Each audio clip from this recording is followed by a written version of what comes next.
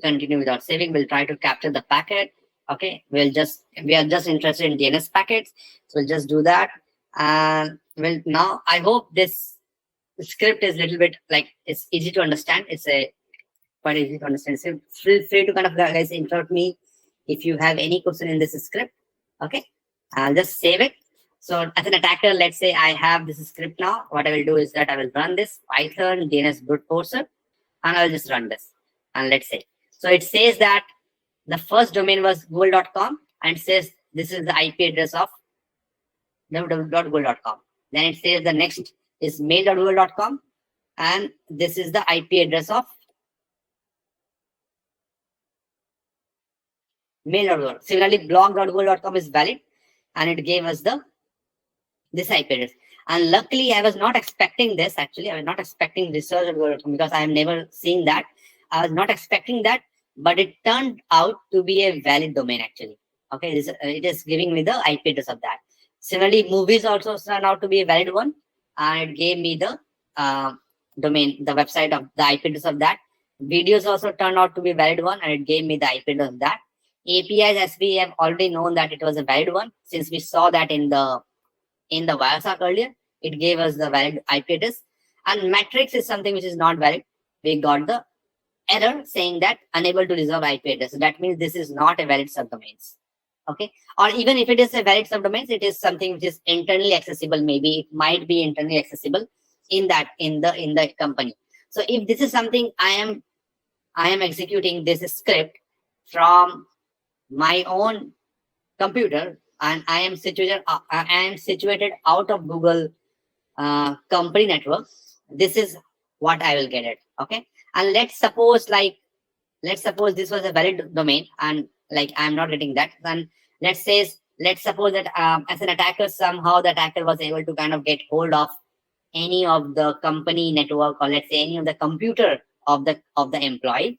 In that case, maybe if they run the DNS brute forcer, maybe if this was a valid subdomain internally, so it will turn, and that script will return the IP address of that method, because it will use the DNS server of internal Google employee network, and maybe it will give the IP address of that domain. Okay, but as an attacker over here, since I'm outside of the Google environment, this is kind of not a valid domain as a public, and it will say unable to resolve the IP address. Okay, so this is how the attacker will do, like, and they will try to figure out what's the valid subdomains and all. Okay, and what's the IP address of that domain, and then they will try to attack those domains. And now let's treat us as the security professional. Okay, and now let's see how we can detect those kind of attacks. Okay, so what I will do now is that before kind of doing that, I will just try to find that. I will continue without saving, and this time I will generate some more domains. Okay, so let me just do something like cat, because everyone likes cat. Like, let's say tiger. Let's say movies. Let's say I say goat. So like it's like domains which doesn't make sense. Like, let's say it was those terms are provided in dictionary, for example, and I save it, and this time I run it again. Okay, so now as you see, it says unable to resolve cat.google.com, unable to resolve tiger.com, unable to resolve matrix.com, and unable to resolve Google. So I know that these are not valid subdomains, but the other ones are valid. Now let's see. Yeah, go on. Any questions? Sir, is the script making direct query? So here we are not dependent upon PCAP logs, right? Can you just repeat that question again? What I'm saying, this script is making direct query towards to find the valid subdomain. So we are not like dependent on the PCAP script, right? No. This is something as an attacker, what I am doing over here is that I am running this Python script, and as an attacker, I am just depending on my script itself, and I'm actually doing a DNS query for this kind of domains. Okay, I could have avoided this. Let's say I got a PCAP file, for example. Let's say from somewhere, and maybe rather than kind of trying to figure out the valid domains, I just look at the PCAP file and got the list of IP addresses. But as an attacker, almost 99% of the time, the attacker will run this kind of a script, and they will try to figure out all the valid domains, subdomains of that website. Okay, so now we have got the IP address, and now what we'll do is that now we will turn ourselves from an attacker perspective to a security guy perspective, and now let's behave as a security guy, and let's see how we can detect this kind of attacks. Okay, so now let's go over here to the PCAP file, and if you see that a DNS query was made to the metrics.google.com, and let's say what is the response. The response says no such name as metrics.com, and if I go over here, is that, let me just search for something. How much I was trying next to me, nothing. Okay, so what we are doing over here is that it is making a request to the, okay, so flag says as, just look at that, no such name. It's actually a combination of multiple flags over here, but what we are seeing, what I'm trying to kind of mention over here is that what we're trying to do is we are trying to kind of from the PCAP file, what we can see is that the query response which says no such name, we can quickly easily figure out that from the, as a security guy, since let's say we have the PCAP file, we can figure out, okay, there was one IP address.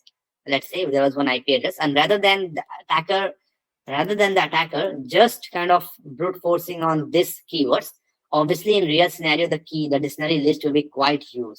It will be, let's say, it will have hundreds and hundreds, or let's say 10,000 keywords. Here I have just made, like, let's say 10 keywords. When the attacker will be trying to kind of perform the same attack, they will be doing a lot of things. The first thing is that the keywords will be used. Let's say there will be 10,000 keywords rather than just the 10 keywords. And the other thing what they will also do is that they will not just run that loop one by one, but they will also utilize some kind of threading, because the keywords are used. They will not just wait, okay, because each query, let's say, is taking 1 second. So let's say for figuring out valid subdomains from 10,000 keywords, it will take them 10,000 seconds. Okay, which is a huge time. So what they will do is that they will utilize threadings or some kind of parallelization, by which they will be able to kind of figure out the valid subdomains in let's say just 1 minute, rather than waiting for 10,000 seconds. They'll be able to kind of run their script in, let's say, 60 seconds by using parallelization. And parallelization they can kind of achieve by using threading or, let's say, multiprocessing and all. I'm not deep diving into multiprocessing and all, but that is one of the way. And what you will do is that if the attacker normally uses that, okay, and what you will do is that you will see huge amount of requests coming like this, like no such names from a specific IP address. Let's say huge spike in, let's say, 1 minute. Okay, and that's what you can figure out, let's say, from there, that there has been a kind of a recon activity by the attacker from let's say this IP address, for an example. Okay, so this is how we can kind of figure out that, okay, that there is some kind of recon activity ongoing. So let's say the metrics, no such names, and in similar manner what we see is that there is no such name for gold.google.com. And then we see that, okay, no such name, and then we are seeing that tiger also is failing, and similarly cat is failing, but then we see that, okay, the other domains like blog and all did work. Okay, so this is one of the way by which we can, from the PCAP file, by which you can kind of see the spike values, and we can figure out, okay, we can detect the recon activity. Okay, and from the Python way, this is how the attacker will actually perform the DNS brute forcing attack. So I will kind of share this quickly with you guys. So let me just share this out. Copy testwin.com.